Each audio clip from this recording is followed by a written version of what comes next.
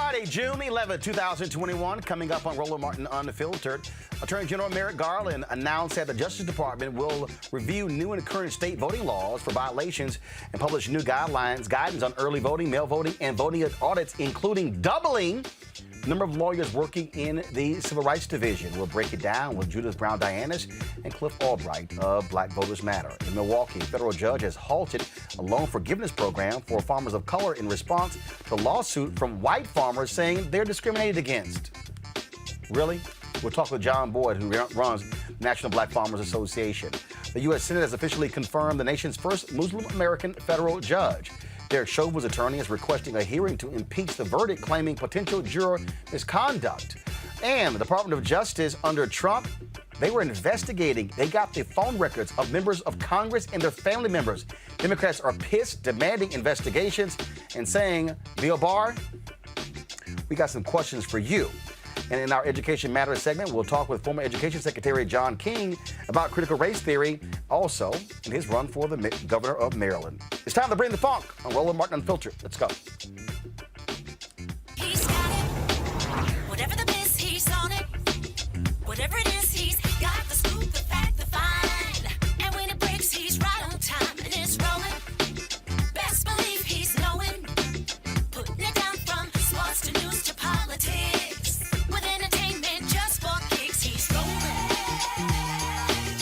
It's on go, y'all. It's Roland Martin, yeah. Rolling with Roland now. He's funk, he's fresh, he's real, the best, you know he's Roland Martin now.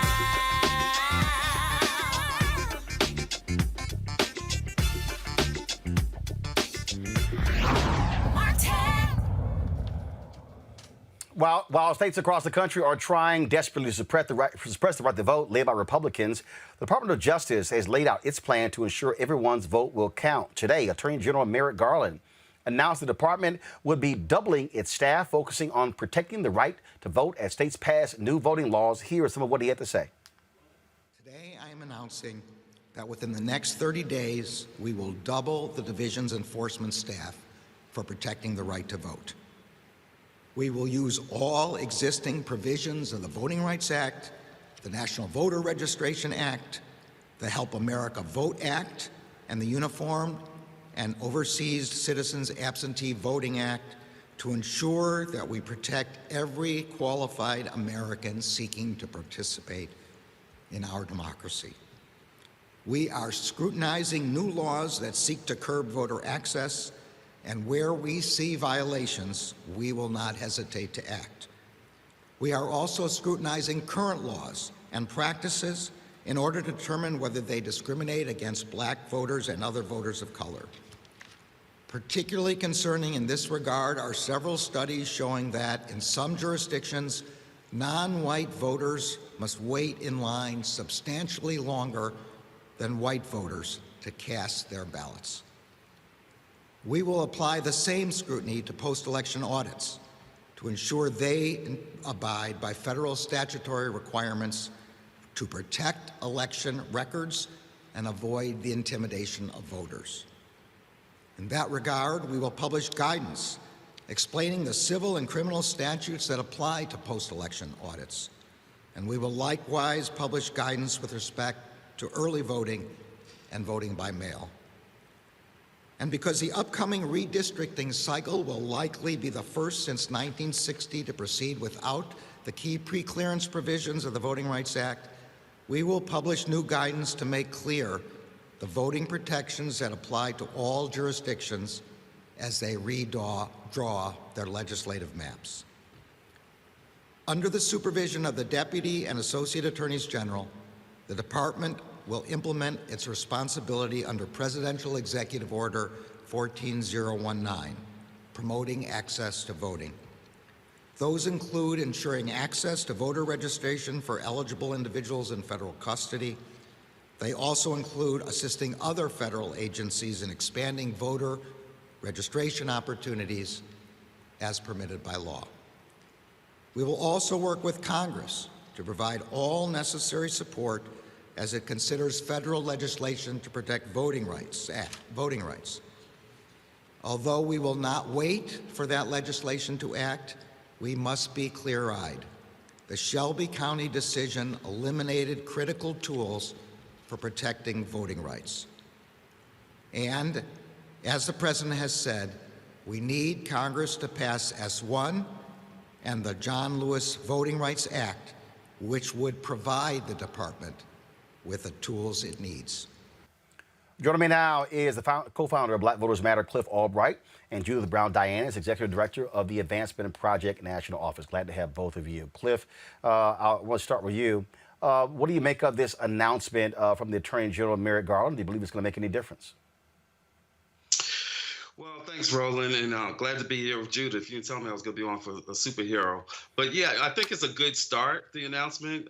But you know, we gotta see what they follow it up with. Like, it's always a good thing when you send a message that we're watching you, right? Especially when you've got them doing all kinds of, not just the voter suppression bills. You've got them doing these fake audits taking place in Arizona. Then you got people from Pennsylvania running over to Arizona trying to see how it's going. So you got to send a message that you're taking it seriously. Appointing the vice president to be the point person on that sends a message. This announcement today sends a message. But at the end of the day, we got to see how they follow it up, right? We got to see if they're actually like joining in on lawsuits, right? That are already existing lawsuits. Are they doing amicus briefs? You know, are they not just saying we're going to be watching you, but how about you actually send some monitors out to Arizona or to Pennsylvania? How about you actually sit in some of these chambers and some of these state legislatures to send a message that we are watching you like a hawk? And then there's some other things that we need them to do at the executive level on top of what we need them to do at the legislative process, trying to push to get these bills passed. So it's a good step, and he had strong words. I'm glad that he put the department in the context of the history of being created to even defend the 14th and 15th Amendments, but we got to see if the words are matched with the actions. And to that particular point that Cliff was just talking about, Judith, this was a tweet from Mark Elias that he sent out earlier today. My team is currently suing to protect voting rights in 14 states. I would welcome the Justice Department in all of them. And he lists Arizona, Arkansas, Florida, Georgia, Iowa, Kansas, Louisiana, Michigan, Montana, New Hampshire, North Carolina, Pennsylvania, Texas, and Wisconsin. Yeah, I mean, it's, first of all, thanks, Roland, for having me. Second of all, hey, Cliff. Third, listen, it's good to have a civil rights division that's finally going to do some civil rights work. So that's number one, because it has been missing. It has been a drought over there. I know there are a lot of lawyers over there who are good lawyers, who are line attorneys, who have been waiting for this administration to come. I'm really excited by the fact that we have Kristen Clark there as the Assistant Attorney General and Vanita Gupta as the deputy. So I know that there's a team in place, and Pam Garland, who's a longtime voting rights expert, is over there also. So they have the team. Doubling the team is important, and yes, being in these lawsuits. So we have, at Advancement Project, we're in Georgia, we have a lawsuit in Georgia and in Florida. And yes, we too would want to see the Department of Justice in the cases, because it means something when the federal government shows up. It is important for courts to see the federal government showing up. They actually have a better chance of getting some consent decrees, which are court orders that go into a longer period of time than we do as individual plaintiffs' lawyers. And so this is important. And I think, to Cliff's point, like, you know, now we want to see what's next. And so I just feel like there's a team in place to make this happen. The other thing, Roland, that we do have to be mindful is the point that the Attorney General made, that this is going to be our first redistricting cycle without Section 5 of the Voting Rights Act that would have required those redistricting plans to be approved by the Department of Justice or a court before they were implemented. And so this is an all hands on deck moment, because voter suppression is hot and heavy. And I'm glad that we finally have a Department of Justice that's going to join with us. The thing here, Cliff, when we talk about you know what is going on here when it comes to voting rights, I mean, this is a legacy, a stain of the legacy of Chief Justice John Roberts. He was the one with the critical vote who actually said the stupid thing, oh, well, see how things have worked. There's really no need for this. And then what do Republicans do? Immediately enact onerous laws. This is real simple. they don't enact these laws without a reason. And that's the real deal here. And so that's why there's so much pressure on Senator Joe Manchin, on Senator Kristen Sinema. And I don't understand what the hell Sinema is doing, because they're trying to attack Arizona. I mean, literally, this fraudulent voter audit is in her state. Section 2 of the Voting Rights Act, Supreme Court picked up that particular case that is based upon a lawsuit from her state. It's like, what the hell are these folks doing? Yeah. Cliff, go ahead. Yeah, I mean, and it's important to note a couple of things. One, it's important to note that we're actually coming up on the anniversary of the Shelby decision, of course, where the court gutted the Voting Rights Act. And it's also important to note that there's currently pending, as you mentioned, this case, which could strike a further blow. You know, one of the things that I think it's important to note, because you mentioned Chief Justice Roberts, right, and his opinion that basically, you know, we've moved beyond the racism in the South in voting, right? I'm old enough to remember a few years ago, there was a whole discussion in this country around whether or not we were in a post-racial society. And so, which clearly we got the answer to. But the important thing to note is this. Sometimes, you know, we're in a situation where we're damned if we do, we're damned if we don't. If we don't mobilize our voters, if the voter suppression has an impact, then what happens? We lose elections, we lose power. If we do a good job of mobilizing our voters, right, just like what we did in Georgia and across the country in this recent election, then what happens? You run the risk that people say, oh, you know what? It couldn't have been voter suppression because, look, you got a black president, you got 2 Senate seats, so there couldn't have been voter suppression. We must have been past that. And so, therefore, we don't need these protections from the Department of Justice and the Voting Rights Act. That's so right. That is so right, because, you know, Roland, that's like them, you know, it's just like, oh, there's no voter suppression. Well, if I had to wait in line longer, if I had to jump through all these hoops, that doesn't mean there wasn't voter suppression just because I actually got to vote. If I'm black and I had to work harder for the vote, that's voter suppression. And so I think Cliff is right. I think the other point, Roland, that's important, and you brought this up, is the case that is in the Supreme Court. Listen. Democracy, the House of Democracy, is on fire right now.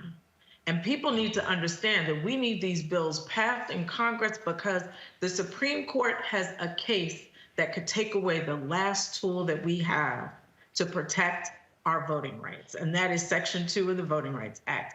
And the person who is in charge, Chief Justice Roberts, when he was at the Department of Justice in the Reagan administration, you know, had opposed the idea of having Section 2 be a tool that we could use by showing the impact on black voters. And so they might take that away. And if they take that away, we will have very little bit of, you know, little ammunition to actually save our voting rights and protect our voting rights. So people have to turn out and get on the bus with Cliff and Latasha. People have to, you know, call their senators, even if it's a Republican senator, and get these bills passed because, like I said, the House of Democracy is on fire right now. And this is the thing that that I keep saying, and it's very interesting, Cliff. I have all of these crazy-ass folks who love to sit here and post on my social media and do these little sorry-ass YouTube videos. Oh, you a shield for the Democratic Party. Okay, let's just put this point blank. There are 2 political parties right now. One is passing significant voter suppression laws. Another is actually trying to expand voting rights. The one trying to suppress vote, Republicans. The one trying to expand, Democrats. Now, it's 2 damn choices, okay? It's real simple. It's 2 choices. I got one Department of Justice under Trump or any other Republican that will not protect voting rights, and I got one under Biden that will. Who the hell do these folks think I'm going to vote for? Because here's what I keep trying to lay out to everybody who's watching me. The party that's trying to restrict voting rights is the same party that does not believe in civil rights. Is the same party that's passing critical race theory bans where they don't even teach it in their states. Is the exact same party that is not advocating anything financially for black folks, especially when it comes to expanding contracts and things along those lines. And so if I got a choice, You damn right, I'm going to say defeat any Republican running next year in North Carolina for the United States Senate. Defeat any Republican running in Wisconsin, Ron Johnson. Defeat any Republican running for the U.S. Senate in Pennsylvania. Beat Marco Rubio in Florida. Okay? Whoever running for the Republican side in Ohio, beat them. That's 5 Senate seats. Let's say, again, Republicans pick up 1 or 2 of those. Bottom line is you go from a 50-50 to a 53-47 majority for Democrats. And now Manchin and Sinema's votes are not that important if you want to break the filibuster. Because here's the other deal. Supreme Court Justice Stephen Breyer is 82 years old. For some reason, his ass refuses to retire. And so do these folks want a chance, the potential of Republicans controlling the Senate? And Mitch McConnell, listen to me clearly, y'all, that man will refuse to hold a Supreme Court hearing for 3 damn years if need be. They ain't playing. And so folks got to be as ruthless with those who you're opposing, Cliff. Mm-hmm. That's right, and that's part of the message that we're delivering. As Judith mentioned, we're launching the Freedom Ride on June 18th, and officially launching on June 19th. Where we're going all the way from the South, all the way from New Orleans and Jackson, and taking it up to D.C. And part of the message that we're delivering is that we've got to be willing to use every tool that we have at our disposal to put the pressure on both the people that are actively trying to suppress our votes, right? Because we're not trying to give them a pass, certainly, right? They're the ones actively doing it. But we also got to put the pressure on within those folks that are supposed to be like friendly and on our side, right? We're putting the pressure on. That's why we're going to West Virginia, to put the pressure on Manchin. But in every state that we go to, we're delivering this message that we need to call out those folks that are doing this pressing, and we also have to call out those folks that are not going far enough to protect our right to vote. And so this is a equal call out, or maybe they're not so equal because the accountability isn't or the culpability isn't quite equal. But we're calling folks on both sides. Even though we're clear about who it is that's doing the suppressing, we need the folks that folks in Georgia risk their lives to give power in the Senate. We need them to use that power that we gave them. That's part of what we're going to be doing on this Freedom Ride that's going to be landing in D.C. on June 26th. And what I'm saying, Judith, I'm not saying not press them. I'm not saying don't go after them. What I am saying is that after we vote, then the pressure is going to stay on these folks to do what's right. But people have to understand the quandary that we are in, it's 50-50.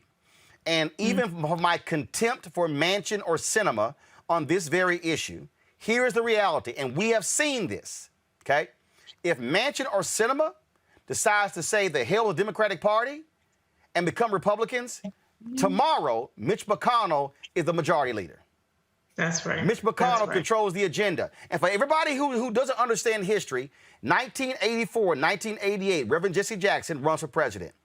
That's how Richard Shelby got elected as the senator from Alabama on the strength of black voters that Reverend Jackson put in. What happened later? Shelby switched from the Democratic Party to the Republican Party, and he has been a Republican senator now for more than 20 years. Now, no one can control that actually happening, but people need to understand that as long as it's 50-50, that's a problem. Democrats got to pick up 3, 4, 5 of those seats next year, and that's what black voters in Wisconsin are going to matter. In Pittsburgh and Philadelphia are going to matter for that Pennsylvania seat. Black rural voters in all over North Carolina. Sherry Beasley, who ran for Supreme Court Justice last year, she only lost by 400 votes. There's a couple of other black people who are running in the primary. Bottom line is there could be pickup. There could be black senators next year. But we got to sit here and use our power. And black folks in South Carolina, you got to decide if Senator Tim Scott is truly on our side or not, because he's up for re-election too. Right. Just because you black don't mean you can, right? So all kinfolk ain't kinfolk. So yeah, I mean, listen, this is really a civics lesson for us, right? The civics lesson is for black folks to understand that you don't just turn out in a presidential election year. That this is a year in and year out work that we have to do, that democracy is day in and day out, and that even after you vote, then you got to press on people to do the right thing, right? Even those who we voted for, we have to keep them honest. And so I think you're right. This could all change in the blink of an eye. That he could change parties, that Manchin could change parties. It has, like you said, it's been done before. And if it is, we are in deep, as my dad used to say, deep doo-doo. But we have to make sure that our people turn out next year. It's 2022. People are not in the mindset of doing that. And remember that they've made it harder for us to vote next year. And they did that for a reason, because they want to make sure that we stay home. And so we can't do that in 2022. We got to turn out in record numbers, because the way that we beat them is that Black folks are used to having to work harder to get what everybody else already has. And so we are going to have to work harder to vote. But then when we do, and we turn out and we change the demographics of this country and we start winning, things are going to come a lot easier for us. But next year, don't sit home. You got to get out and vote. Absolutely. It's as simple as that. We surely appreciate that. User Brown Diana's Cliff Albright. Thank you so very much. Thank you, Roland. All right. Thank you. Stay on that wall. We certainly appreciate it. Thanks a lot. Folks, this is no joke. I keep telling people. Let's go to my panel. Let's go to D. Dawkins-Haler, former Georgia State Representative, Kelly Bethea, Communications Strategist, and Michael Imhotep, host, the African History Network. Look, you're there in Georgia, D, and look, we saw what happened in Georgia when Black people put a plan in place, did not ask for permission, didn't wait for folks, and they went out. There was a time there were 800,000 unregistered Black people in Georgia. That number has dropped significantly. They fought for automatic voter registration and other efforts. That's what they did in a red state, and the outcome was Joe Biden and Kamala Harris winning that state, and you saw the election of Raphael Warnock and John Ossoff to the United States Senate. Those things can happen again. It can happen in North Carolina, okay? Black folks made the difference when Obama ran in 2008. Obama wins the state by 14,100 votes. What do Republicans do? Immediately say, oh, no way in hell, and they impose onerous voter suppression laws. The facts are facts. When Black people, Latino people, young white voters, when college-educated white voters, when they are turning out, Republicans are immediately trying to suppress the vote. It's simple. This is not rocket science. The data is the data. And you're right, the data is the data, and we're going to show up all across this country in large numbers, because one thing about Black people, we are resilient people, and once you tell us we cannot do something or that something should not happen, that's when we get to work. That's what the mothers of the church used to do, and get everybody in the community moving, and we're going to do that again. A couple of days ago, the faith leaders, we got together at the Georgia State Capitol, and we did our protest rally, and we're taking it to D.C. this upcoming Wednesday to talk to Senator Joe Manchin and others, including all the Republicans, about these bad, egregious bills across the country and why it's important for them to pass the For the People Act and the John Lewis Act. They've got to do it, and we cannot let the pressure up. It's all about pressure, Michael. It has to continue, and I really do crack up at these folks who say, "Ooh, you're a Democratic shield." Okay, so you please show me what policies you care about for Black people that are going to get passed by the Republican Party. I'll wait. They haven't been passed, and many of them, and all you have to do is go to, if you go to govtrack.us or go to congress.gov, you can read the bills. You can look at who supports the bills, okay? And overwhelmingly, now I'm neither Democrat nor Republican, but I do research and I'm a historian. Overwhelmingly, the bills that are beneficial to African Americans, Republicans vote against.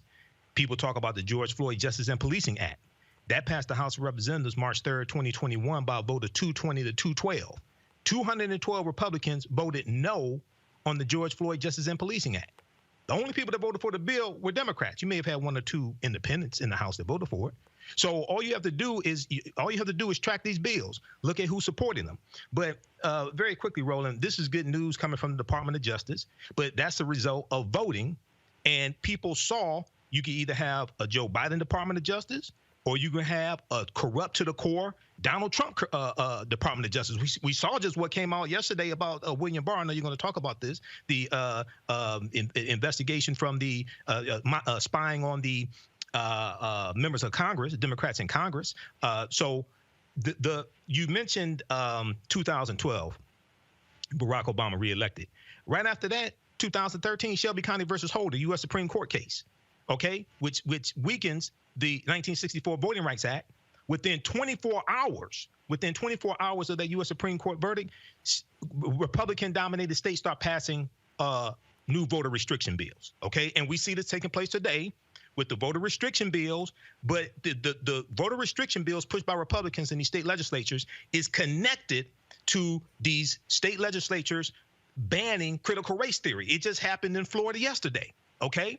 And this is reminiscent, brother, of the Mississippi State Convention of 1890 that passed the Mississippi Constitution and instituted in the 1890 Mississippi Constitution poll taxes and literacy tests. So we have to understand this history and fight against this. We can't let this repeat itself again. And the thing is hilarious. I got this person that's too funny. Go about Ragnar Runner on YouTube says, we got to teach black people how to get voter IDs. Well, actually, we do, Kelly. We have done that. But the point I'm trying to get people to understand is these voter suppression bills are not about voter ID. That's actually the talking point the Republicans always go right to. Well, what's wrong with ID? No, this is not about ID. When you go from 150 drop boxes, mail drop boxes, to less than 30 for no reason at all, when they go, no, we're going to put the drop boxes now on the inside, not the outside, and the inside is only open between 9 and 5, that's how they're doing this, because they are specifically targeting places that have had maximum turnout. So this whole discussion about voter suppression is so much deeper than just a simple voter ID.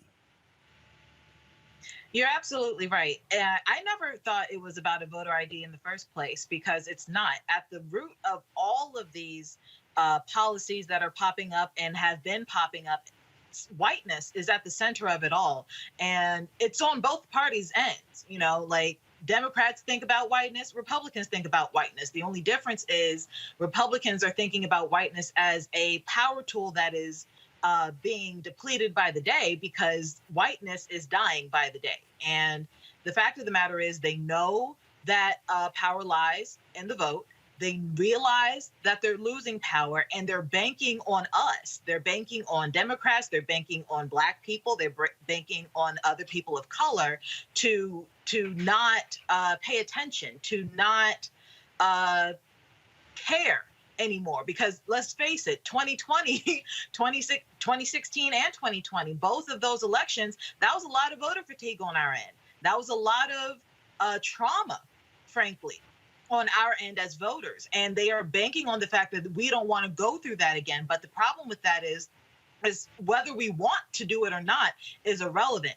We have to do it if we want to remain in a modicum of power in this country. We have to do it if we want to maintain citizenship. Our rights are hanging on by a thread, by a very, very thin thread, because the Supreme Court case isn't going to cut it. Some legislation isn't going to cut it. Until there's an amendment, until there's a reconstituting of the laws in this country, we will have to keep coming back to begging congressmen, to begging justices, to begging the president to basically fight for us as we fight for ourselves. So at the core, this is about whiteness. It's not about a voter ID. It's not about anything surface level. The root of it all is systemic racism, and that's what they're trying to uphold with these laws. And again, just so how we always are trying to connect the dots on this show, the whole issue of what's happening with black farmers. The money that was put in the bill that was recently passed to correct what took place with black farmers, $5 billion going to black farmers and other disadvantaged black farmers. Remember, we had the head of agriculture right here on the show discussing that, saying they were about to start sending that money out. What then happens? White farmers, oh my God, this is against us. This is discrimination against us. And then you have black people.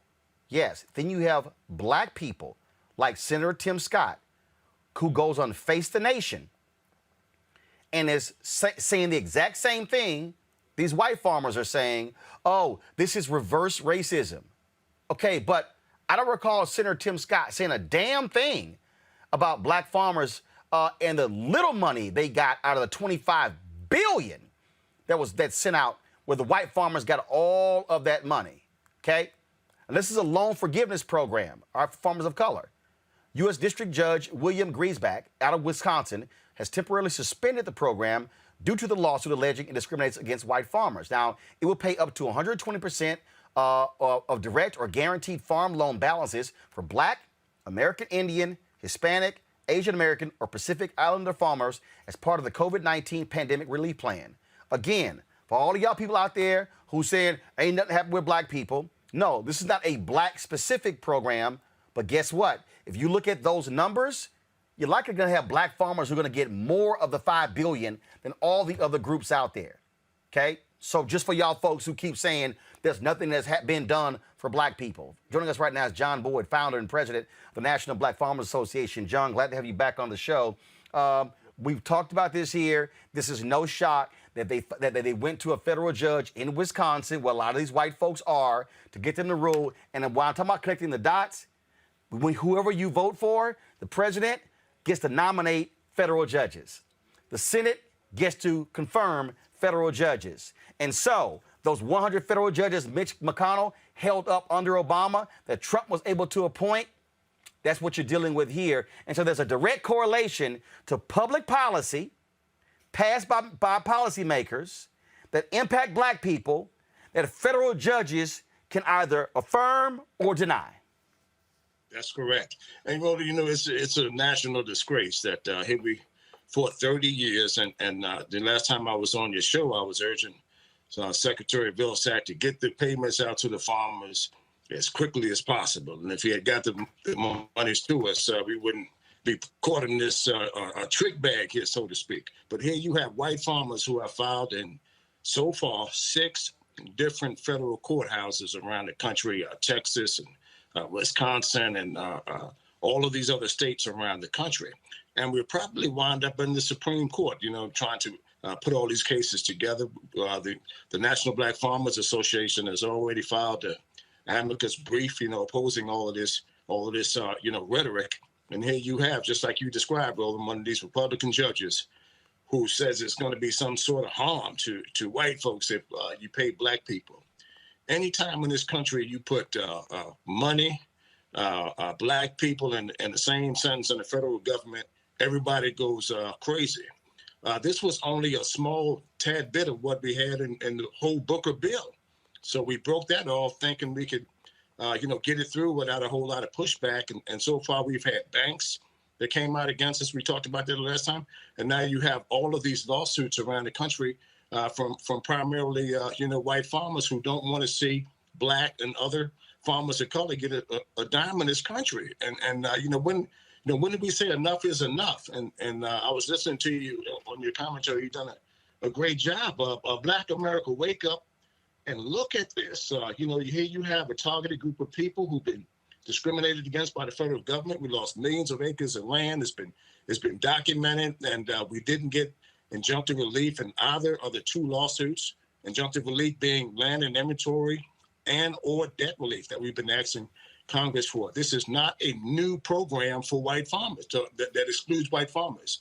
White farmers have been getting the debt relief the whole time. And Roland, since 1995, they've got $500 billion with a T told out to white farmers, 99% to white farmers. Under the Trump administration alone, $30 billion that went out to white farmers. So how many times they want to collect and how many times they want to get all of the money all of the time? Yeah, you know? they want. It was $1. They mad. You got a penny.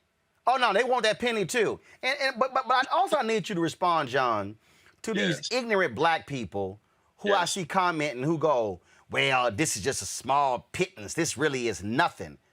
Right. Tell that to one of the black farmers. This is nothing. Who waiting?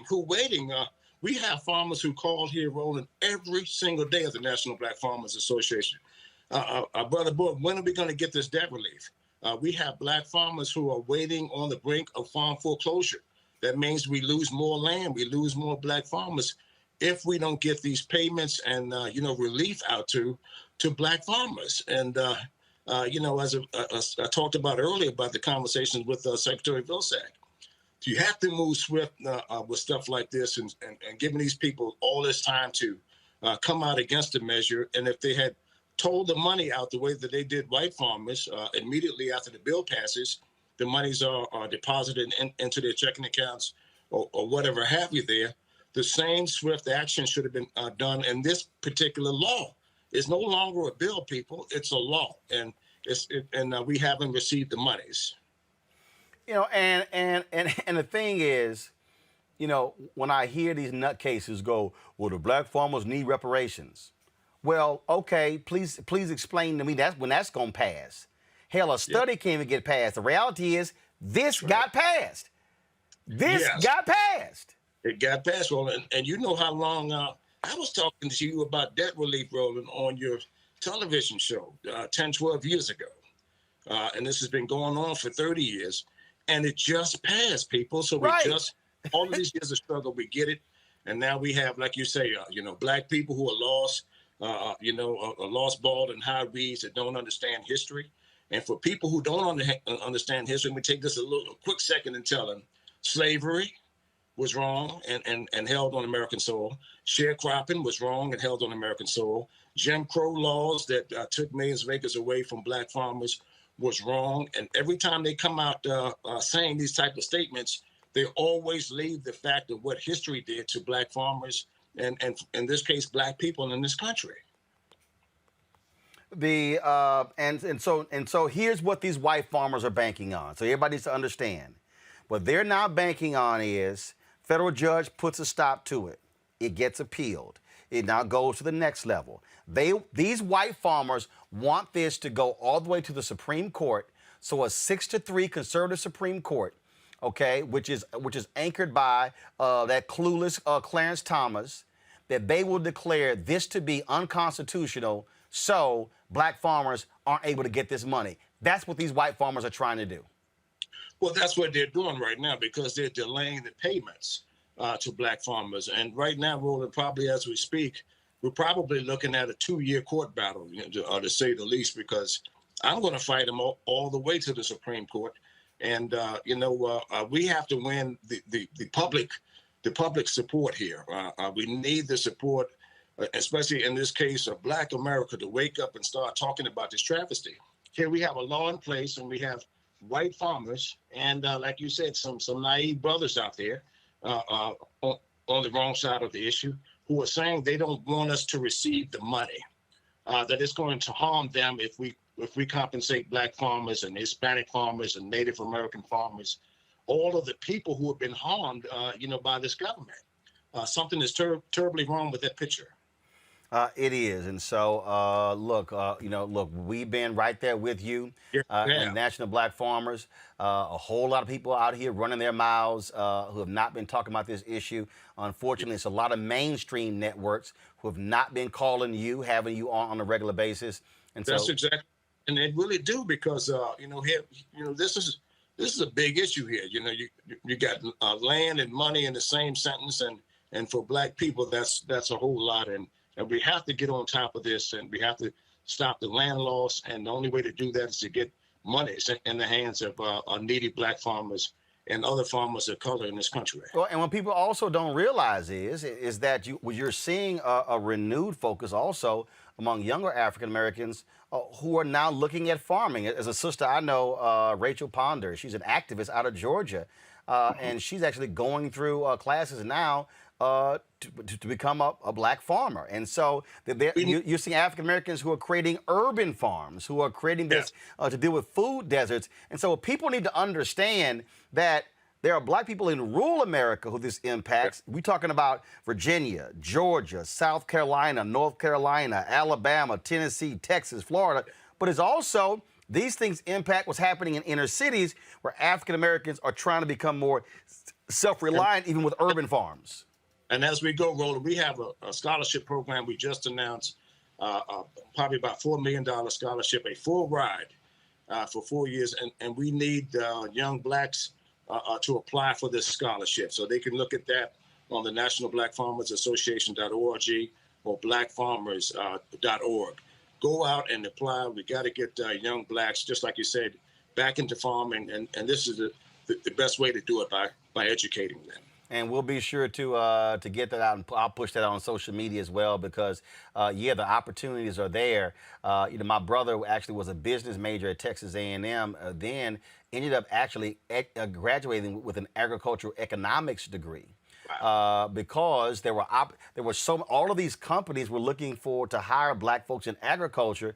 And again, we're sitting here thinking, well, agriculture means just a farm, not realizing these major companies. DuPont, he actually got hired by DuPont out of college, and so that's one of the areas. But again, it's redefining for people when they hear agriculture, not thinking it's just completely, oh my goodness, you're going to be on a tractor. No, agriculture is the second largest budget in the federal government. Absolutely.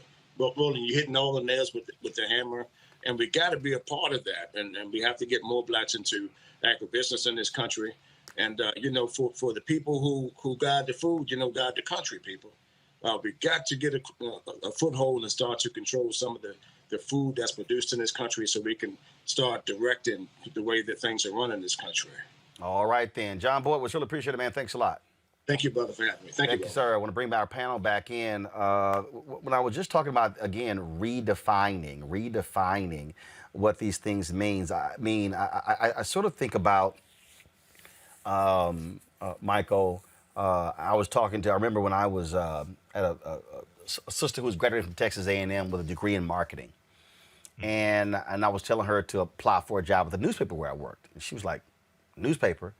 I said, sister, PepsiCo and Coke are not the only people who hire folks for marketing jobs. Right. I said, every major company has marketing departments. Mm-hmm. And part of the problem for a lot of us, again, many Black people have been raised where we're just sort of very finite in our thinking in terms of what the opportunities are. And so there was a professor, Dr. Alvin Lark, who was in the agriculture department at Texas A&M, who was the one who told my brother, no, do you want to switch your major? And he was trying to get more African Americans to switch. And see, many of them were business majors. Well, a lot of people were then leaving the business department. And he was trying to say, look, it's the same thing. Forget what that title is on your degree. What are the jobs that are there when you're able to come out of college?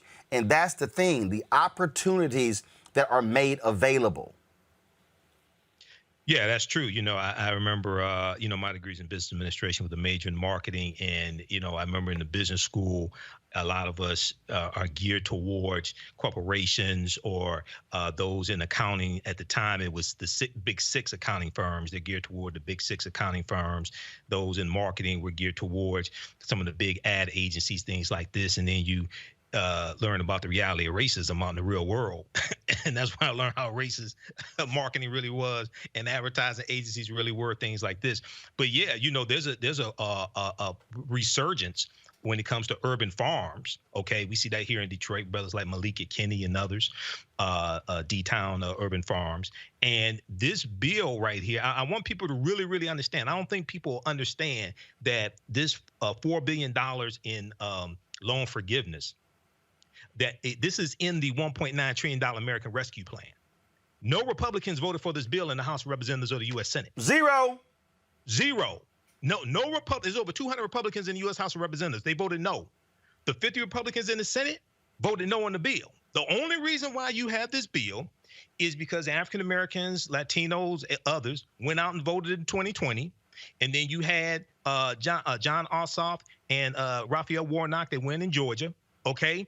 And this is the only reason why you have this bill. And this passed during the budget reconciliation process. So it was like 51-50.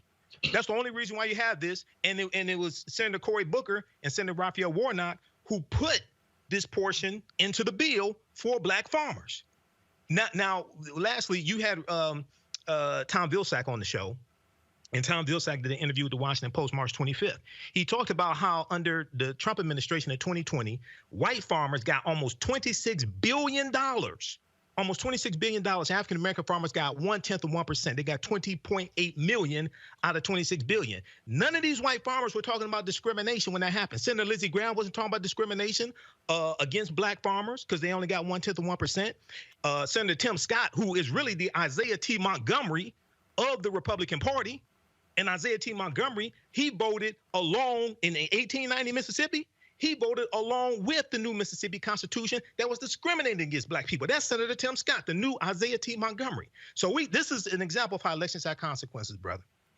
And when I said about that budget, D, it's significant. Look, there was a reason why when Ossoff and Warnock, when they were running in Georgia, they spent a whole lot of time in rural Georgia, because it wasn't just about getting votes in Atlanta, in Fulton County, in Gwinnett County. It was about going to those places where they don't see a lot of politicians who aren't campaigning, and to be able to bring them in. That's right. And rural places have a strong voice all across the country, and especially in Georgia. And so I'm one of those people who's always been a major supporter, proponent of agriculture education, even agriculture committees. Because if you recall, Representative Marsha Fudge, before they put her over HUD, she wanted to be the Secretary of Agriculture, because there is power and significance in the Agriculture Committee. Now, Representative Helen Miller, I'm not sure if you all realize, is out of Iowa. She started something called the Urban Ag Academy for legislators and black farmers to get engaged in this whole entire process, because she's like, just like you just mentioned, Roland, that it's the second highest budget in the United States, and in most states after the education budget, it's the agriculture budget. And we're not participating and paying attention to where the money is moving.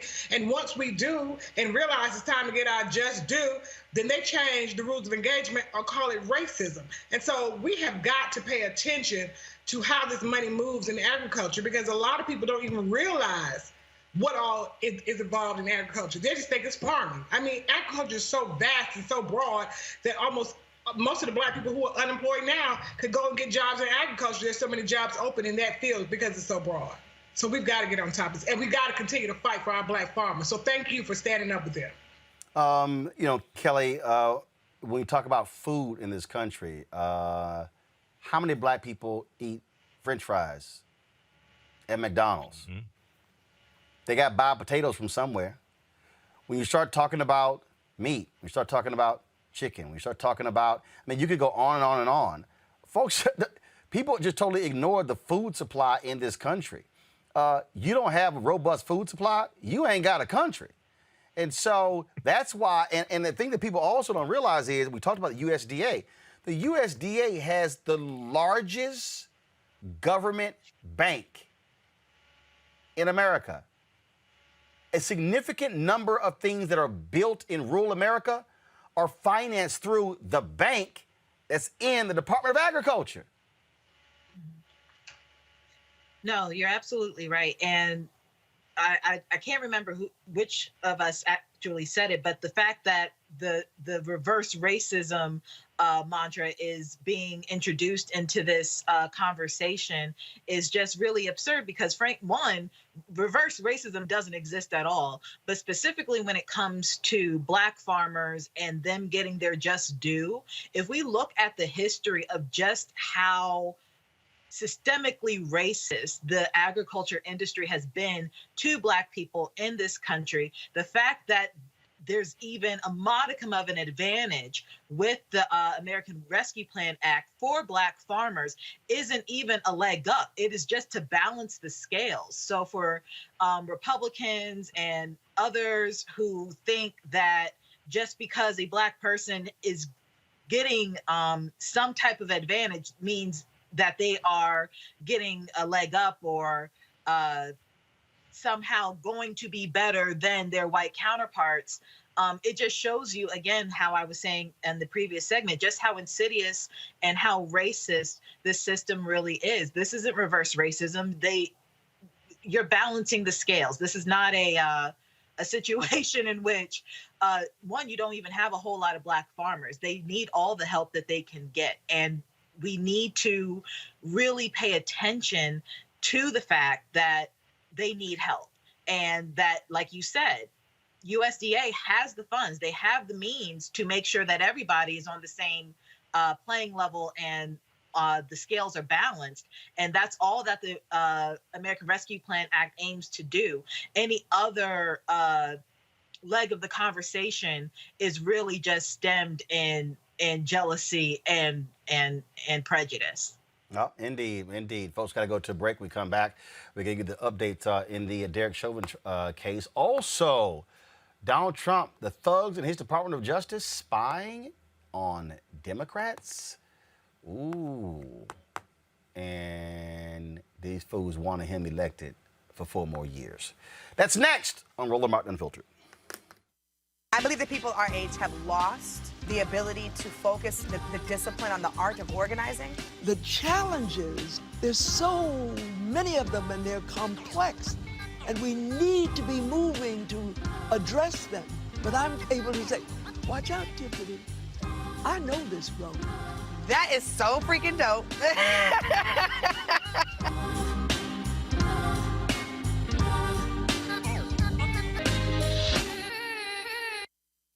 I want to know why what happened in Myanmar can't happen here. No reason. I mean, it should happen here. No reason. Right? That's right. America has crossed a line. The Republican Party believes in ending the American experiment, led by a man obsessed with power and money, who will say and do anything to seize control again. This election was rigged. To punish those who oppose him. His followers don't just disagree with us. They've got something worse in mind. We know what national populism and authoritarianism lead to. Every time. That's what this is all about. That's why we will never compromise with this evil. We will never step back from the line because we believe in America. Are you in this fight? Or have they already won? Racial injustice is a scourge on this nation, and the Black community has felt it for generations. We have an obligation to do something about it. Whether it's canceling student debt, increasing the minimum wage, or investing in Black-owned businesses, the Black community deserves so much better. I'm Nina Turner, and I'm running for Congress to do something about it. George Floyd's death hopefully put another nail in the coffin of racism. You talk about awakening America. It led to a historic summer of protest.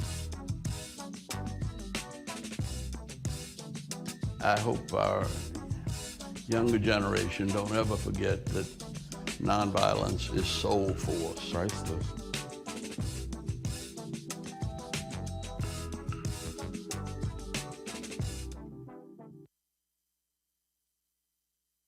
Carl Payne pretended to be Roland Martin. Holla! Hi, I'm Chaley Rose, and you're watching Roland Martin Unfiltered. The man convicted of killing George Floyd not only, yeah, literally, he wants a new trial. Derek Chauvin's attorneys requested a hearing to impeach the verdict by investigating potential juror misconduct. The request for a new trial is pretty routine, but the request to investigate the jury is not. Under Minnesota's rules of criminal procedure, a defendant can ask the court for a hearing to investigate possible juror misconduct. The hearing, known as a Schwartz hearing, gets its name from a 1960 Minnesota Supreme Court case that set up a procedure for examining jurors when their impartiality is questioned. Chauvin's reasons for requesting a new trial include allegations of prosecutorial misconduct, arguing the state's belittled Nelson's defense by calling his arguments stories. Really, y'all? That's weak as hell. They say the court abused its discretion by not allowing Maurice Hall, who was with Floyd on the day he died, to testify. Really? Also at issue, the addition of a third-degree murder charge and the state's cumulative evidence about the use of force. Prosecutors have until next Wednesday to submit written arguments in response to the request. No word on when the judge is going to rule. Chauvin will be sentenced June 25th on second- and third-degree murder as well as manslaughter charges in the May 25th, 2020 death of George Floyd. All right, folks, in Ohio, 3 Columbus police officers are facing misconduct charges from their actions during the George Floyd protests last summer. Officer Philip Wall's body cam footage shows him pepper spraying a group of peaceful protesters. He is charged with 2 counts of assault, dereliction of duty, and interfering with civil rights. Officer Tracy Shaw was caught on camera exiting her police vehicle and pepper spraying individuals without warning. She is charged with 3 counts of assault, dereliction of duty, and interfering with civil rights. Body camera footage also shows Sergeant Holly Canode arresting a woman who was peacefully protesting. Canode claims he arrested the woman for allegedly jerking another officer to the ground. Canode is charged with 1 count of falsification and 1 count of dereliction of duty. All 3 officers are on administrative duty. See, this right here, Kelly, is why I keep saying you have to force every law enforcement officer to have a body camera.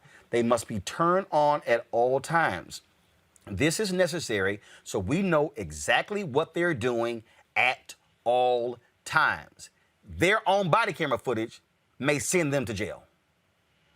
And again, I've said this on your show, when it comes to police work, it is baffling to me how little accountability these officers have, but for a body cam. The entire system should be structured in a way that police officers, with as much power and prestige and reputation they have in the community, with all of that, they should be held the most accountable. They should be above reproach when it comes to standards and the like. And the bar is just so low when it comes to stuff like this, when it comes to interactions with the public and specifically Black people, that if it weren't for the body camera, like we've seen in the past, and even up to today, they get away with it. And it's just absolutely absurd to me that there's not enough accountability. But it needs to change. It absolutely needs to change. And I know we have, sects of people who, want to say defund the police or abolish the police. I don't necessarily ascribe to that notion. And even police reform is a little too weak of a notion as to what actually needs to happen when it comes to policing. We need to restructure the entire system. This isn't, abolishing, it's not defunding per se, but the structure of policing in this country is inherently racist. The structure of policing in this country is not up to par with how our country is progressing as a people, as we, try to leave our racist history behind. It needs to be restructured from the inside out in order for it to function in a newer America. But you're absolutely right. Body cams are definitely a great start, but it's certainly not enough. The thing that's a trip here is this is why these cops keep fighting the body cams. And again, it's telling on themselves. First of all, it's meant to protect. It's meant to protect the public and to protect the public lying on an officer. But this is why they hate it. And what this body cam footage shows is precisely their fundamental problem. They think they can get out of the car and do what the hell they want to do, and then there's not going to be any recourse when the body camera footage shows their wrongdoing. Who was that question for? D? Oh.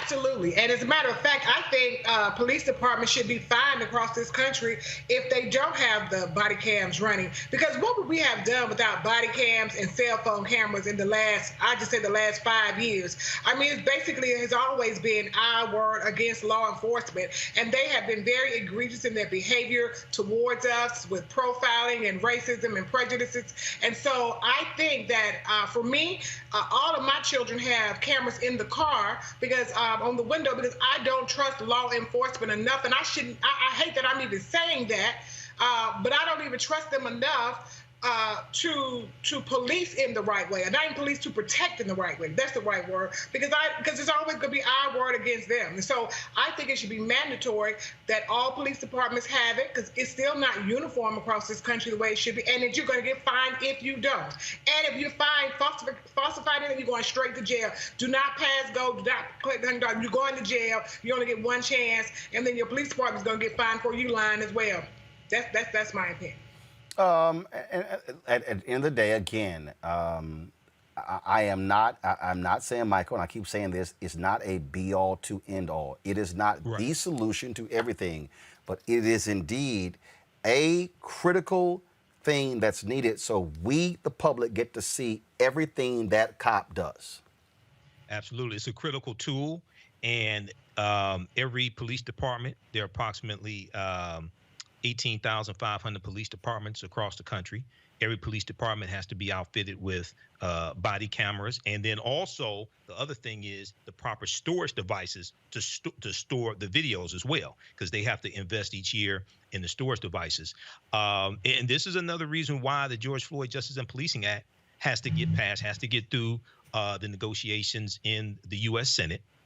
And this shows what happens when you have body cameras. We know it's not the end all be all, but it's a critical tool. So I'm glad you're showing this. But all this comes from policy. All this comes from laws. This is the result of voting as well. Yep, absolutely. Because again, those who are in power, they actually control. But again, folks, we got to keep seeing keep our focus on them.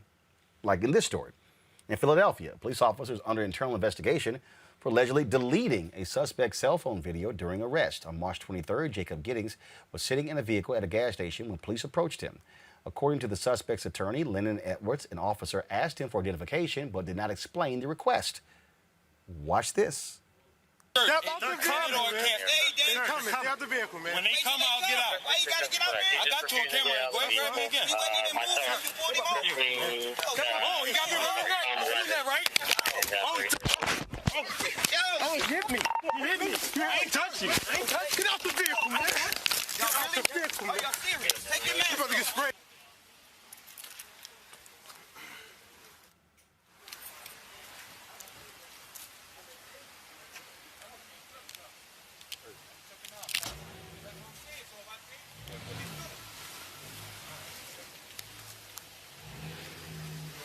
Yeah, I'm good for it.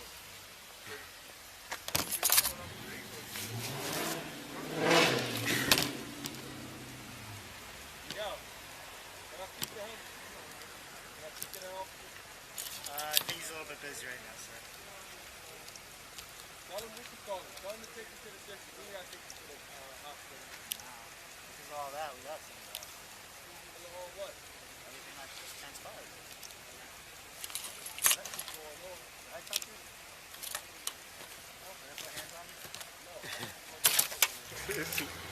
What's this phone? This is phone. This is phone. Hold on. Is that my phone? I picked the phone up off the ground. Is my video still in there? I don't know. You don't know? I do not know. Is my video still in there? The cop says, I don't know. Philadelphia Police Commissioner Danielle Outlaw says the officer has been put on restrictive duty since April, pending the outcome of the internal investigation into the incident. No body camera footage, D. We're not seeing him delete that video. And then he can lie. Then he can say, I didn't delete the video. And I'm trying not to laugh because this is absolutely crazy. First of all, I would be fighting. I'm telling you right now, because why are you bothering people's property? And then the fact that you're sitting there and you took the time, he went through each one, delete, and then you're gonna put the plastic covering back on and then say, oh, I found it on the ground, because you're a liar. Again, I'm telling you, people need to be fined every single time they do it. Police officers, one infraction you find, the second one you're fired. Police departments need to be fined, and maybe that will stop some of this egregious behavior. And then sometimes, I'm not saying street justice is right, but this is absolutely ridiculous. You're snatching people out of the car and then deleting their information off their cell phone. This is crazy. Yep. This is exactly what we see. And this right here, Michael, is why the body cameras matter. We get to see even though it was blacking out, so y'all, that blacking out, that wasn't us, that was the actual body camera. We got to see his actions. Just like the cop who planted the drugs on the brother, the probation officer. First of all, the only reason we saw that is because the father had a video in his garage. But we see their actions. Roland, this is, to me, I'm not an attorney, but I think this is tampering with evidence. This is deleting evidence on someone's personal property. You know, I think to me that's grounds for termination right there. You're caught on your own body camera deleting evidence that the person who you stopped recorded of you. So, yeah, you know, once again, we can have a whole show, man, of, you know, how they used to have America's Funniest Videos. You can have a whole show of police stops gone wrong, caught on camera, you know, something like that. But yeah, this is why every police officer, 800,000 officers have to have body cameras, examples like this. And personally, I think this is tampering with evidence. That officer should probably be fired. I just sit here and laugh every single time when I see the officers who despise having to wear body cameras. And I remember when they actually had the cameras in Philadelphia, Kelly, I think, if I'm correct, I think they wanted extra pay to have to wear body cameras. They fought the expansion of body cameras in Philadelphia, I believe. Well, I don't know exactly what happened in Philadelphia, but the fact that that could possibly be the case is exactly what I mean when I talk about accountability. It's like they want to be treated like kings and gods without the accountability. Like even in religion, our God is held accountable for his actions. Our religion is held accountable for its doctrine, but police officers don't want to be held accountable when it comes to the actions that they take against the people that they are supposed to be protecting and serving.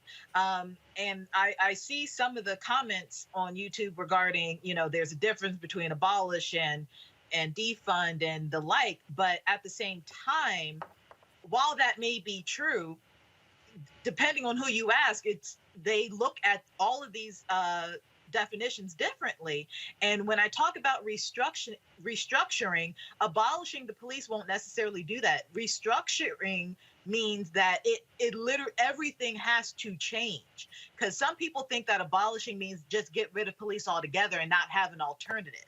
When people talk about defunding the police, they just mean taking money out of their budgets so that they can have less power but more accountability. That's not what I'm talking about either. I'm talking about an actual restructuring of how policing is done in this country, such that you have racial bias training, you learn critical race theory before you get on the job, you realize exactly what it means to be in a neighborhood that's not yours and how to govern yourself accordingly when you deal with the people in that neighborhood. How do you deal with the people in that neighborhood? How do you conduct yourself outside of your job such that you're not being a reflection that is poor against your department? That's what I mean by restructuring. And in order to do that, you really have to just, for a start, the body cams for sure. But at the root of it all is the fact that police departments are simply just not held accountable for their actions. And that's where we need to begin if we need to do anything, if we're going to do anything regarding police reform at all. All right, folks. Look, I mean, you see what's going on here. Folks, today in the United States Senate, they've officially confirmed the nation's first Muslim-American federal judge. Zahid Qureshi was confirmed to the U.S. District Court for the District of New Jersey by a vote of 81-16. In 2019, he was appointed as a U.S. magistrate judge for the District of New Jersey, making him the first Asian American to serve on the federal bench in the state. Also, despite GOP pushback, the Senate committee agreed 52-46 to cut off debate on the appeals court nomination of U.S. District Court Judge Ketanji Brown Jackson. This means she is one step closer to confirmation for a seat on the U.S. Court of Appeals for the District of Columbia Circuit Court.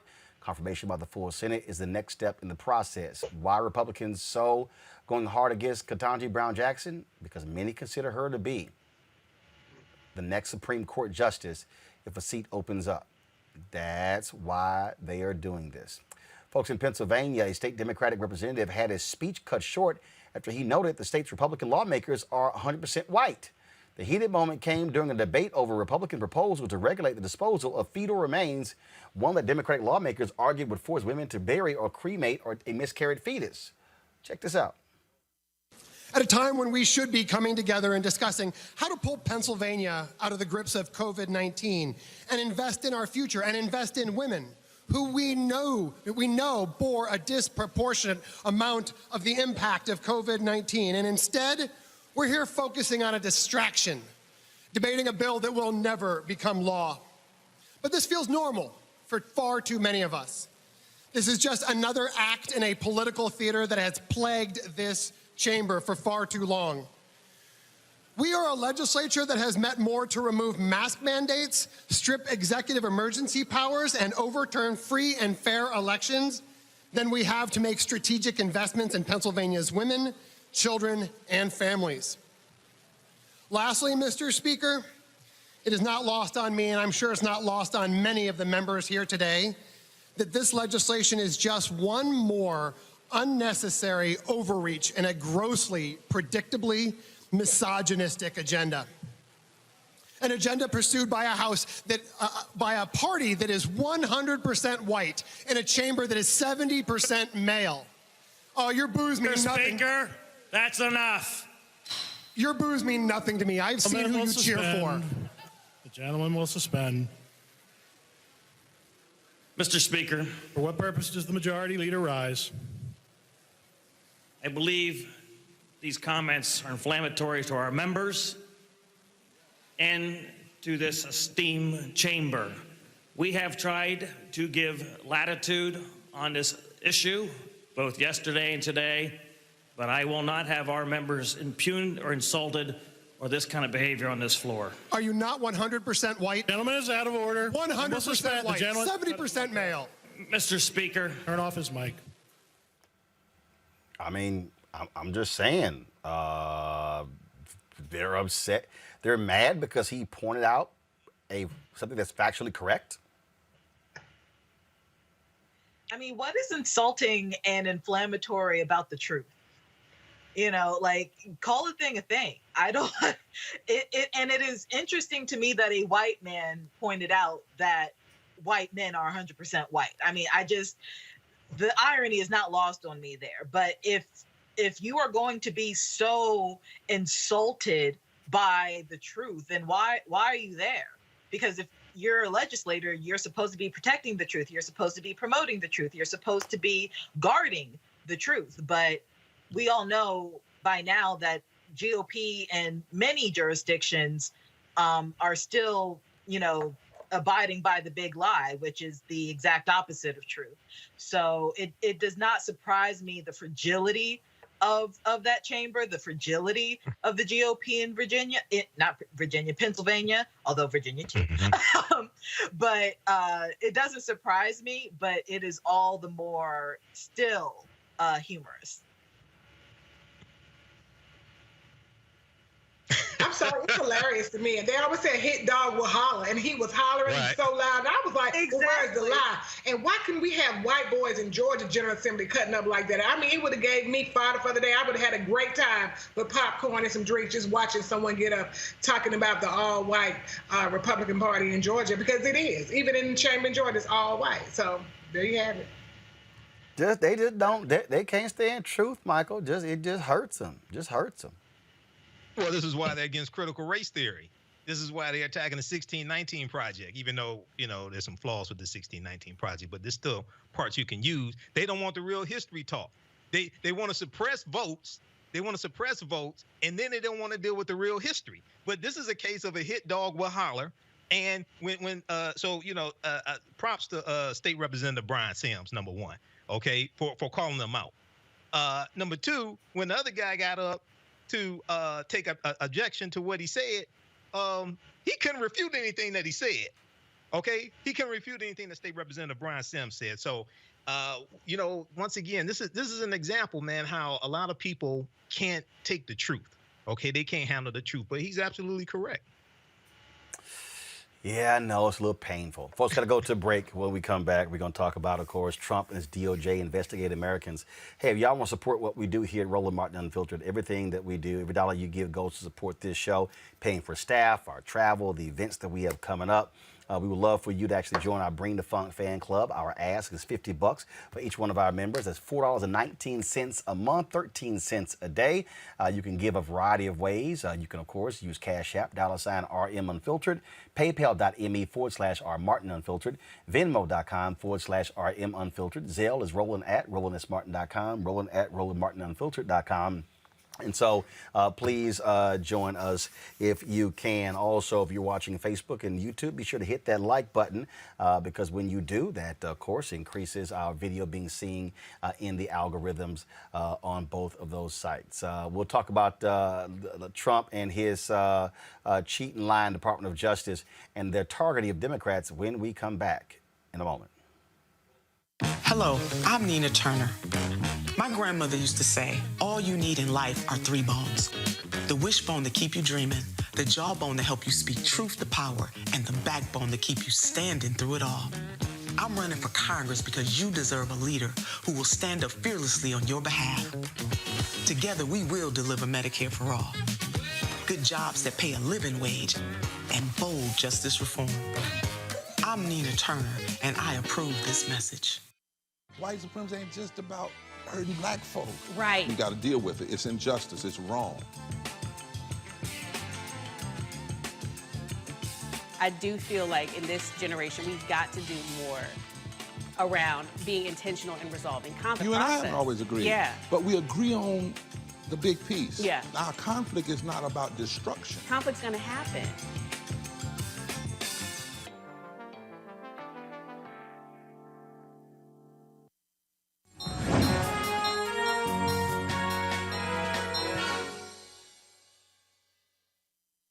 The work you do is important. A lot of people depend on you, and you deserve respect. Respect includes making a decent wage that reflects how hard you work for your community. So what's the best way to make sure you get the pay you deserve? Join a union. Union members are paid more than people with similar jobs who aren't in unions. For women and people of color, the union difference is even greater. The respect you deserve, the pay you've earned. That's the union difference. Before Till's murder, we saw struggle for civil rights as something grown-ups did. I feel that the generations before us have offered a lot of instruction. Organizing is really one of the only things that gives me the sanity and makes me feel purposeful. When Emmett Till was murdered, yeah, that's what attracted our attention.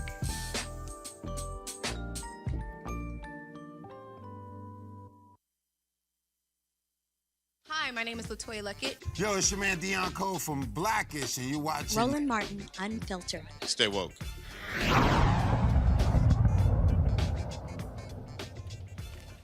Well, the Trump Department of Justice, y'all. Were they spying on Democrats? Check this out. This is the New York Times. They actually broke this story. Now, the independent watchdog from the Department of Justice, the Inspector General, they are looking into inquiry where they seize the data of Democratic lawmakers. Now, you might remember, we had the story where the Trump Department of Justice seized also the records of various journalists. CNN was under a gag order. The folks at Apple were under a gag order, and the gag order was lifted last month.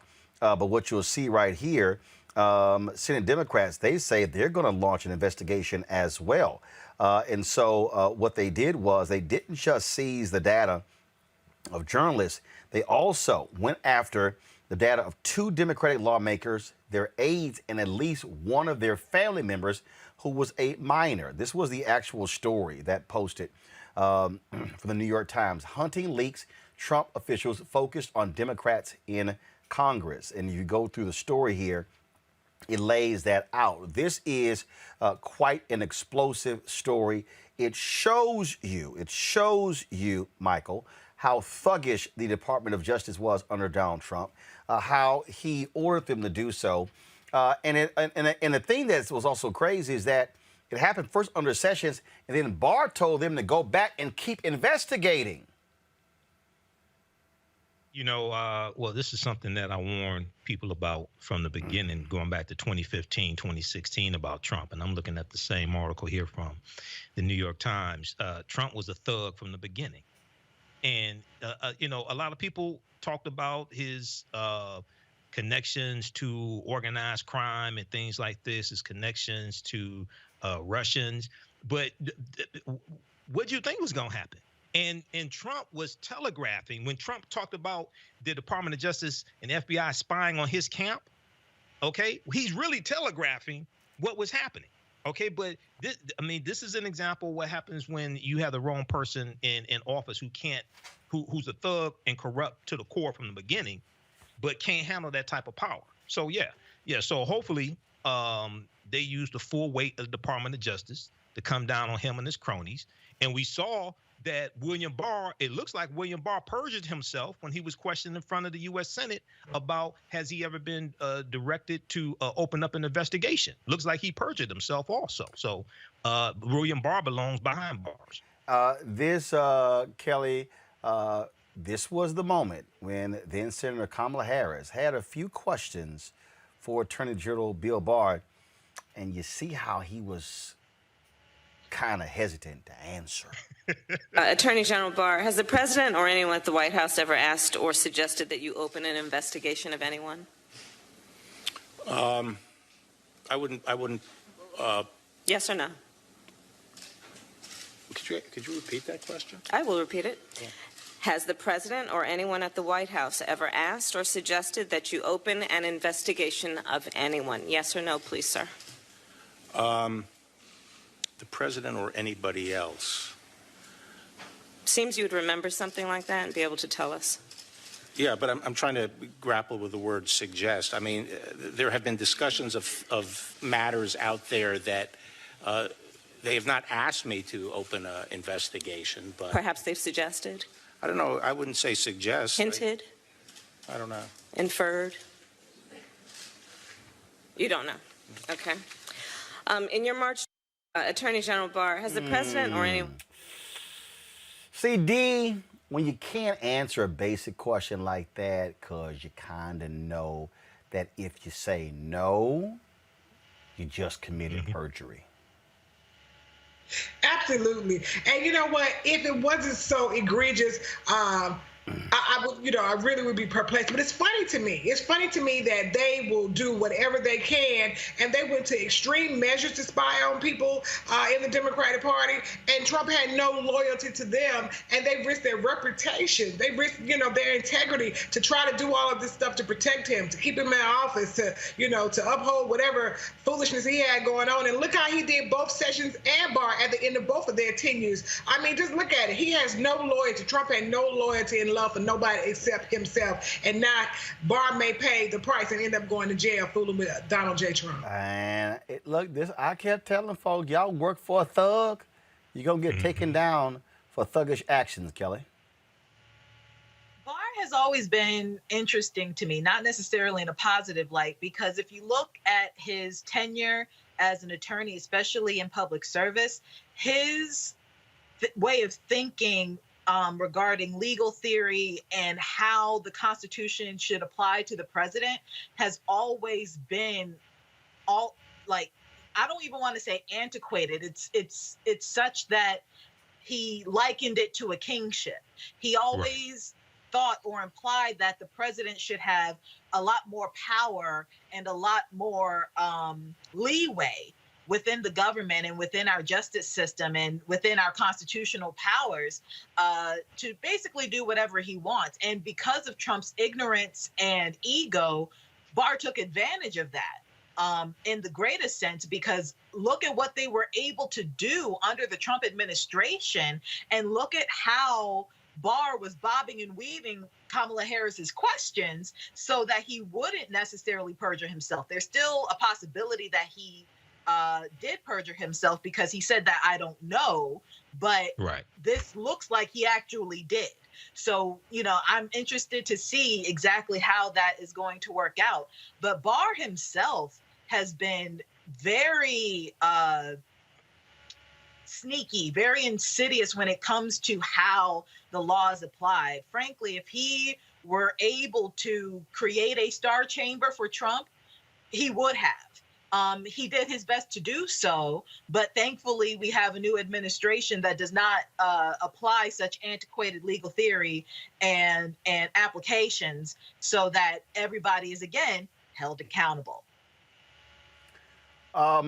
Here's the deal. Democrats keep suggesting, Michael, I don't understand. Damn that. drop hearings Monday. Yeah, you need to have hearings right away to dig deeper and uncover what else was there. And then now the other thing is some of those same people that were working in the William Barr Department of Justice that were involved in that spying, they're still in the Department of Justice. That's another thing. That's why you need to have hearings right away to uncover, okay, are they still working on behalf of Donald Trump? You know, you have to have hearings right away to dig deep and pull this weed out from the root and make sure the weed doesn't grow anymore. And that's the thing, D. And so don't think for a second that if President Barack Obama had pulled the personal phone records of Republican members of Congress and their aides and a family member who was a minor, oh, they'll be raising holy hell. And Fox News will be going nuts on the hour, every hour. Every hour upon the hour. And what the irony in all of this is the last time someone really that we know of with knowledge of pulling records of congressional members is when we had the Nixon scandal. But that was for a joint cause because they were trying to protect the president who was doing stuff that he probably had no business doing, because I was watching them on, the other network this morning. But this is very disheartening that this would even happen and that they would put a gag order and that Apple would go along with it. And then now this was released a month ago, and I'm trying to figure out why we just found out today. And like you just said, they need to call for hearings immediately to put it into this. That's the problem with Democrats. I agree with AOC. I don't know why the Democrats play footsie all the time with the Republican Party and why we play. This is foolishness, and we need to come with the same strength and the same, energy, venom they come with to get stuff done. A strong hand just like them, because they don't care about us with anything that we do, so why should we care about them? That was a child. They tapped a child's telephone phone. Who does that? Who does that, Republicans? Well, speaking of Republicans, an Oregon lawmaker, y'all, has become the first in the state's history to be expelled from the Oregon House of Representatives. Former Rep. Mike Neerman was removed from office by an overwhelmingly bipartisan 59-1 vote. Oh, that one vote, that was him. He was removed because in December, he allowed armed and maskless protesters to enter the Capitol building. This security video shows Neerman exiting the building and pushing a door open just long enough for a group of conservative protesters to catch the door and enter the building. Now, days before, he's on camera coaching a group of protesters about how they could get into the building. Watch this.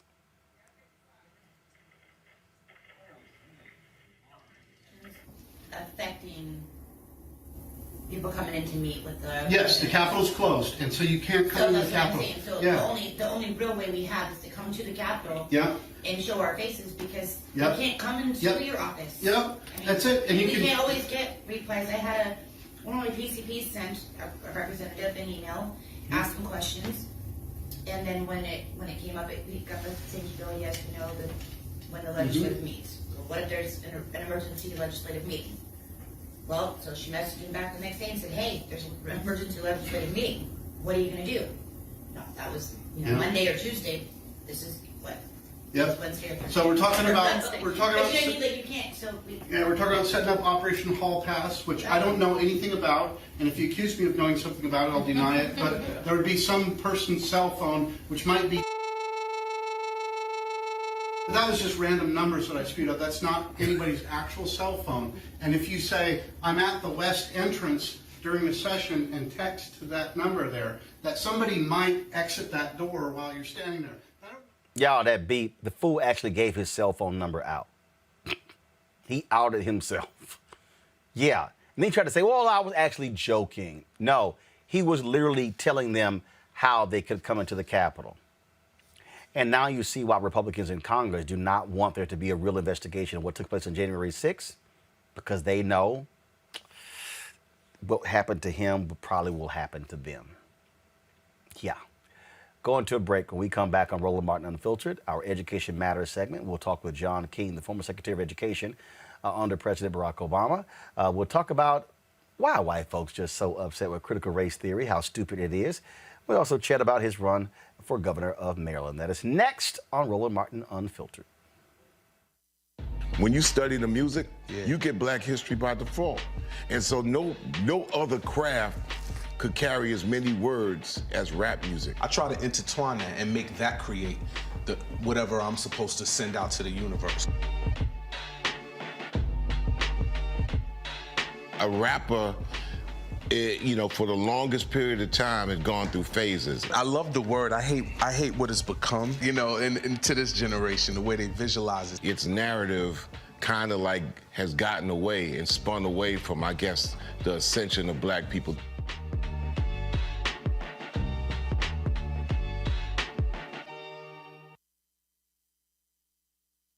Black women have always been essential. So now how are you going to pay us like that? And it's not just the salary. I mean, there are a whole number of issues that have to support us as women. Yeah, but that's what we deserve. That we shouldn't have to beg anybody for that. And I think that we are trying to do our best as a generation to honor the fact that we didn't come here alone and we didn't come here by accident. I always say every generation has to define for itself what it means to move the needle forward.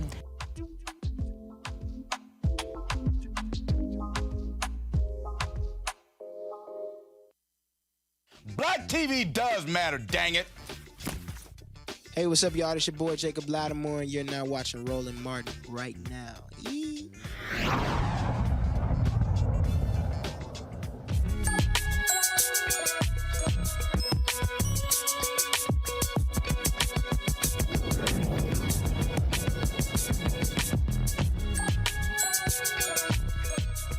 Lord have mercy. These white people in America are going crazy over critical race theory. It continues to be a controversial conversation throughout the country. A black mother in Florida spoke to the State Board of Education about her opposition to not teaching the truth. Watch this fool. My name is Keisha King. I'm a mom of two, one who's in the Duval County Public School System and one in private school thanks to school choice. I'm also a member of Moms for Liberty, representing thousands of parents.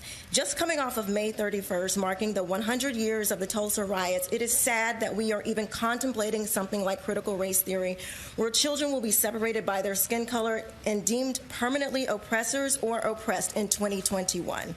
That is not teaching the truth, unless you believe that whites are better than blacks. I have personally heard teachers teaching CRT, and we have had an assembly shut down because Duval County Public School System consultant thought it would be a great idea to separate students by race. This is unacceptable. CRT is not racial sensitivity or simply teaching unfavorable American history. I can't play all the rest of that dumb stuff coming from her mouth. Now, folks, a group is proposing forcing teachers to wear body cameras to ensure teachers aren't teaching critical race theory in Nevada. So far, 4 states have banned critical race theory. Those states are Florida, Arkansas, Oklahoma, and Ohio. On the other hand, teachers in Idaho, there ain't no black people there, so hell, we know they need critical race theory. On the other hand, teachers in 22 Arkansas cities are planning a protest over the restriction of racism lessons. Also, educators across the country are signing a pledge to tell the truth. Tomorrow, Zen Education Project is hosting a national call for teachers to pledge to teach the truth through history about the roles that racism, sexism, heterosexism, and oppression play in today's society. More information on the national call can be found at zen.edproject.org/June 12th. Joining us right now is the former Secretary of Education, John King, who's also running for Governor of Maryland. John, here's the thing that, again, just is amazing. Let's just cut to the chase. This is white conservative radio, television like Fox News, OAN, Newsmax, leading the charge against this. Critical race theory is a legal theory. It is not being taught in elementary schools, in junior high and high schools. No, what we're really seeing is we're seeing a pushback led by white people, including black people like that woman, on anything dealing with race because they actually don't want children taught the truth about America, where America wasn't all about apple pie and the Pilgrims and everything was hunky-dory and slavery was just sort of a thing that happened.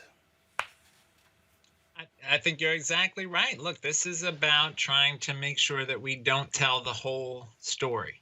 I'm sitting in Silver Spring, Maryland, about 25 miles from where my great-grandfather was enslaved in Gaithersburg, Maryland. That's the whole story. We have 400 years of history of systemic racism. That's the whole story. We have Japanese American internment during World War II. That's the whole story. And these folks are trying to avoid telling the whole story, because if you understand the whole story, then you're going to want change. You're going to want to move towards a more just society. And this is a very pernicious, dangerous effort. And what it's going to do is cause teachers to be scared when they're deciding what to teach the next day, what books to read, what historical documents to look at. They're going to be scared. They're going to be asking themselves, am I violating the law in some way? Is someone going to come knock on my door and come get me because I shared the truth with students? That is scary. That is anti-democratic and ultimately anti-American. And this is a response. You know, I'm working on this book that's coming out next year, John, and this is what I keep. The base of the book is called White Fear, and what we're dealing with white Americans. And yeah, you have those folks who are black who fall for this ridiculous nonsense as well, but you have white people in this country who cannot handle there being an alternative perspective, which really is not alternative, it's alternative from the lie that has been taught. I mean, we see the changing of textbooks to, slaves were farmers, indentured servants. When we see what has happened with textbooks in Tennessee and Texas and other places, they want to redefine what's real because it's just a little too painful. Can we not just really speak truth about what happened?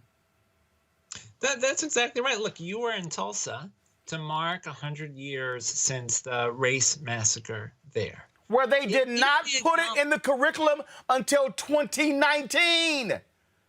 This is right. So and if we don't confront it, if we don't acknowledge it, then we don't have to do anything about it. And you see this happening today with Republican members of Congress who are saying, let's pretend that January 6th didn't happen. Let's say they were just tourists happening through, right? And the way you're able to deceive people is by creating these patterns of lies. And that's really, we have to call this out. One of my worries here is that the far right is framing this debate with the term critical race theory to try to confuse what they're doing, which is covering up the ugly parts of our history, the truth of our history. But John, actually, they're not. I'm trying to find it right here. Charlie Sykes, longtime conservative radio talk show host in Wisconsin, who finally got the light bulb going off with Donald Trump being in the White House. He actually wrote something on this, and that was a screenshot that he grabbed, that I'm looking for it, where this white conservative actually posted what the truth was. And I'm going to actually find it. I'm going to paraphrase. Essentially what he said was, we're using critical race theory to put everything under it. Mm-hmm. And so by doing that, we can now just say critical race theory. And it covers everything, and that's what we're seeing. And we're seeing these largely white folks showing up at school boards all over the country. Don't you dare tweet. The other day, Loudoun County had 121 people who signed up to speak here in Virginia, and they were like, don't you dare do this. And the superintendent says, we're not teaching critical race theory in our schools. We're not doing it. But they were still yelling and complaining. Then you have Texas, the 1836 Project. We're going to teach about patriotism. That's what it is. They cannot handle their white children being taught the truth. I think you're right. And what we've got to do is not take this lightly. We already are seeing candidates run for school board on an anti-critical race theory platform. We are already seeing a PAC created to put money into school board races to try to get folks elected who will get rid of any teaching that acknowledges systemic racism, slavery, etc. So we can't take this lightly. We've got to organize, and we actually should be demanding more.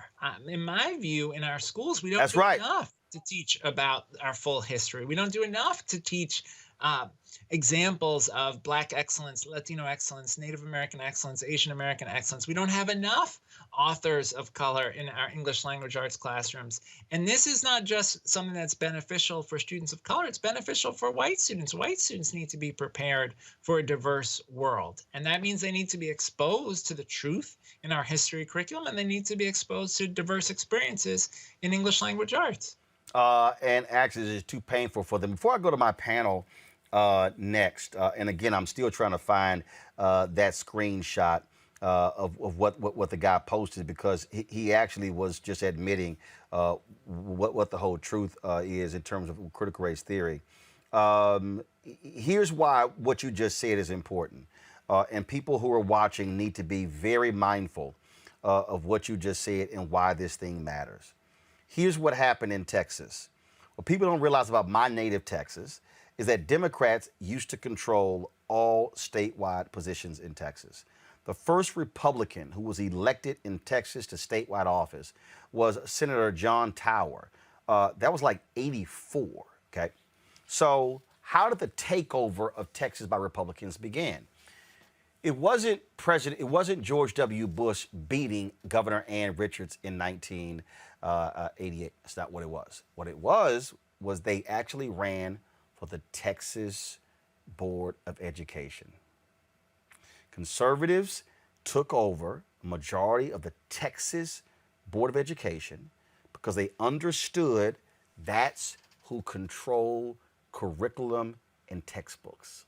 And then they began to run for other statewide seats. George W. Bush beats Ann Richards, and then we ran for re-election. That's when they swept nearly every single position in Texas. And ever since then, they have controlled every statewide elected position in Texas.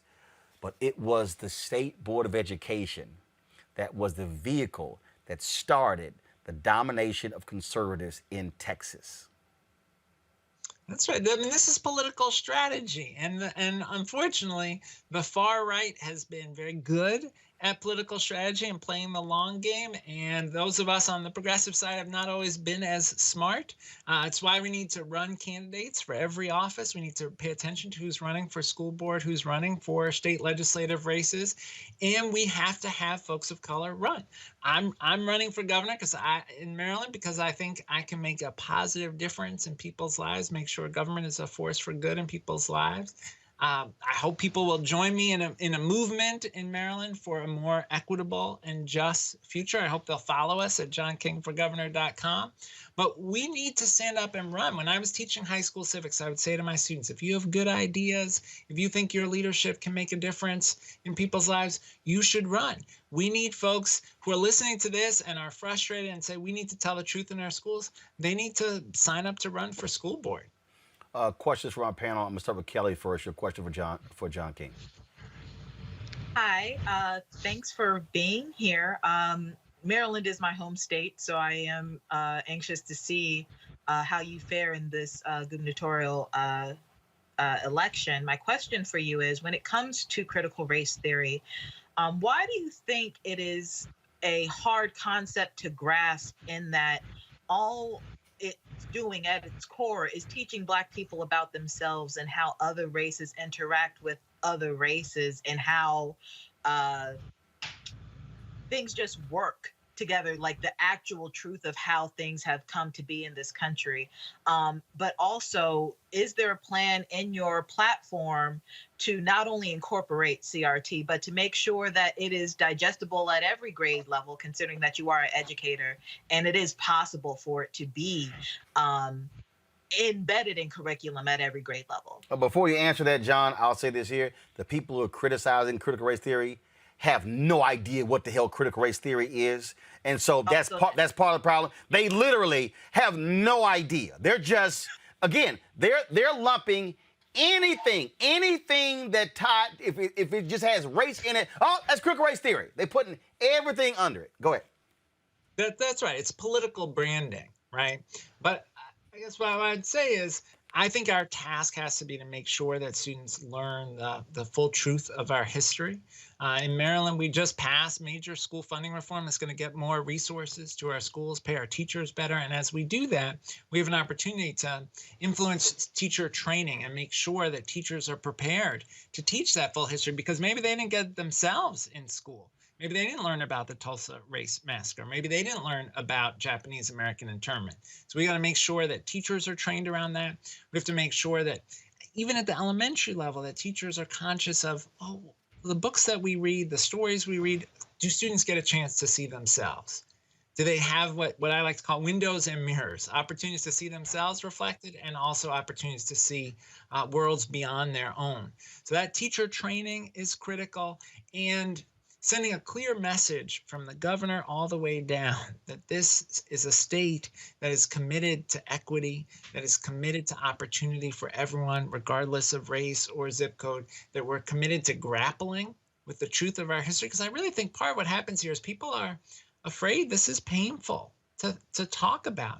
But we've got to acknowledge what's painful if we want to get towards progress. D. So, yes. So thank you for offering yourself up for service to be the governor of Maryland. Question: when people try to be revisionists of history, it causes many people to not know what's really happening in America, because being Black right now in America can be quite exhausting. What mechanism will you put in place across the state, especially with state agencies, to make sure that it's not whitewashed or totally, treated as a revisionist type of history? What would you do? Yeah. Well, look, one of the things we have an opportunity to do in this new school funding reform effort in Maryland, every school district is going to have to put forward a plan for how they're going to use their resources. It's going to be important to scrutinize those plans and make sure that every district is committed to telling the true story of our history, to having teacher training that prepares teachers for diverse classrooms, to having diverse teachers. You know, in this country, a majority of kids in our nation's public schools are kids of color, but only 18% of our teachers are teachers of color. Part of the challenge here is making sure that we have Black, Latino, Asian American, Native American educators as part of our community of teachers and principals who will be raising these issues and helping us make sure that our schools are places where all kids see themselves reflected and feel a sense of belonging. Michael. All right, thanks. How you doing, Secretary King? And Roland, that conservative you're referring to is Christopher Rufo. Christopher Rufo, RFUO. Yeah. I'm just looking for the actual screenshot, but go ahead. Well, I have it up, so if you want me to read it, let me know. Yeah, but I was going to show, but go ahead. Oh, Secretary King, I've been talking about critical race theory on my show, the African History Network show, and so many people don't know what it is, and a lot of white people and some lost Black people like Sister Keisha don't know what it is. So how do we fight against the lies regarding critical race theory? We know the executive order that Donald Trump did in September 2020 really got a lot of this stuff started. And is there a role that the U.S. Department of Education can play in this in properly educating people? And we know there's no effort to teach it at K through 12. So this is a whole bunch of fear. This is a whole bunch of fear mongering. But how do we fight against this?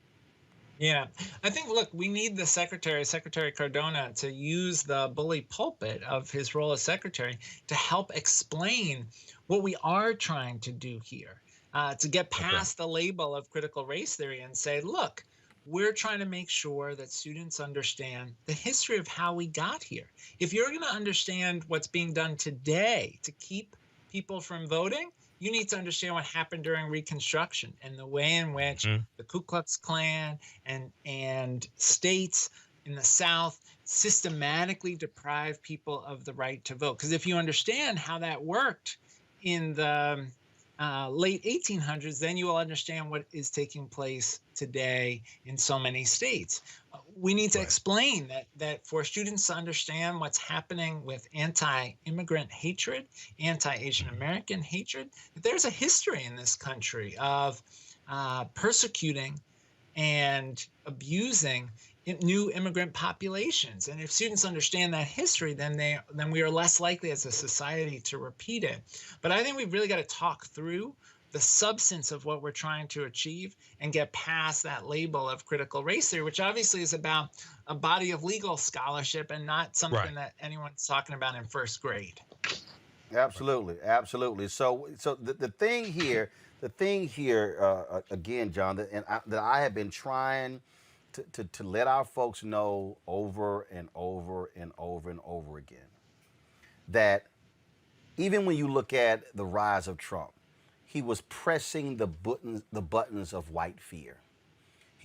So it was illegal immigrants, and now it's this. This is also all about 2022, trying to stoke that base to turn out in massive numbers. And so look, when Senator Tim Scott gave his response to President Joe Biden's address to Congress, when America's not a racist country, because he knew the media naturally was going to say, Vice President Kamala Harris, it's America a racist country? President Biden, America a racist country? Again, it's understanding the game that conservatives play. It's understanding how what they do is they create this whole thing on Fox News and Newsmax and OAN and Conservative Talk Radio, and then they go to mainstream media, why aren't you discussing? Why aren't you discussing? Why aren't you discussing? And so then they ask the question, and so then then their strategy now goes into mainstream and then begins to dominate. And then they get all these folks who watch them to flood these school board meetings, driving them, and then all of a sudden that becomes the narrative. Really, what they're trying to stop. So if you look at 1836 Project, the attack on 1619 and Nicole Hannah-Jones, what happened not giving her tenure at the University of North Carolina. Who was it? A white conservative newspaper publisher who gave $25 million to the school, who said, her brand of journalism. Really? Really? What we're seeing here, we're seeing this constant deal, the attack on Colin Kaepernick, all of it. The anger is they have a view of America that has been defined through the prism of whiteness. Facts are facts. What they don't like is that John King now gets to talk about what it means to be an American when his ancestors were slaves. Now, they don't like it where I can talk about what it means to have ancestors who were slaves or have ancestors who had experience with Jim Crow and how Jim Crow still is impacting a policy today. Well, their deal is, why can't we just be Americans? So they want to shut down all of this because they don't want their kindergarten and first and second and third and fourth and fifth and sixth and seventh, eighth and ninth, 10th, 11th and 12th graders seeing it because, John, they saw who was out there leading those protests after George Floyd was killed. Oh, young white folks.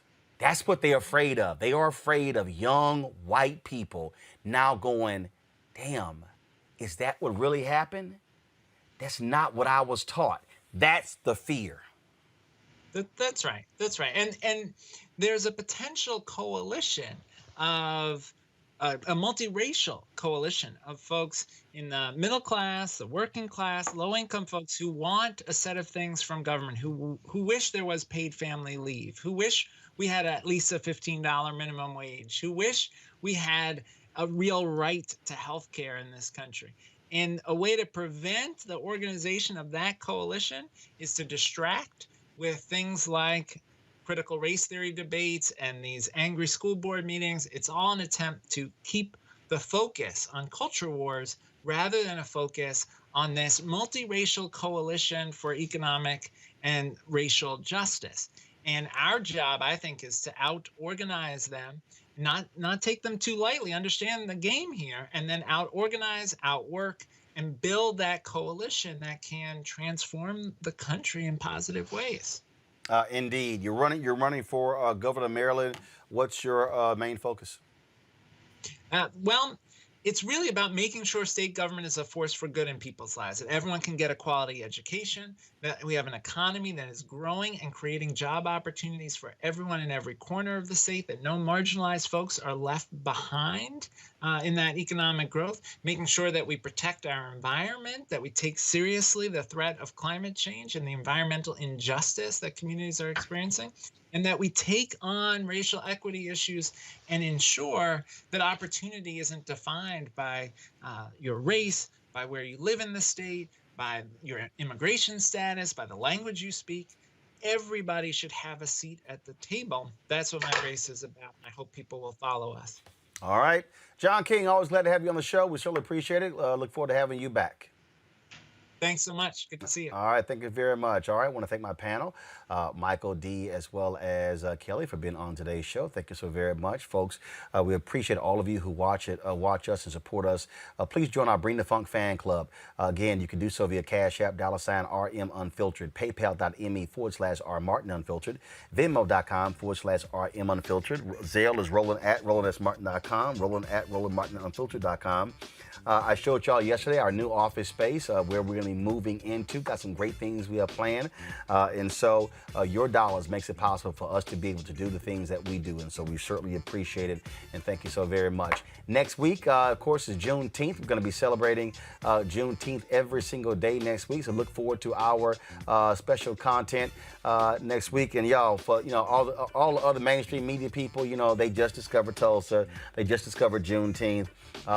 They do black stuff, every now and then. Y'all got to realize we do it every single day, Monday through Friday live, Monday through Sunday. And so that's how we roll.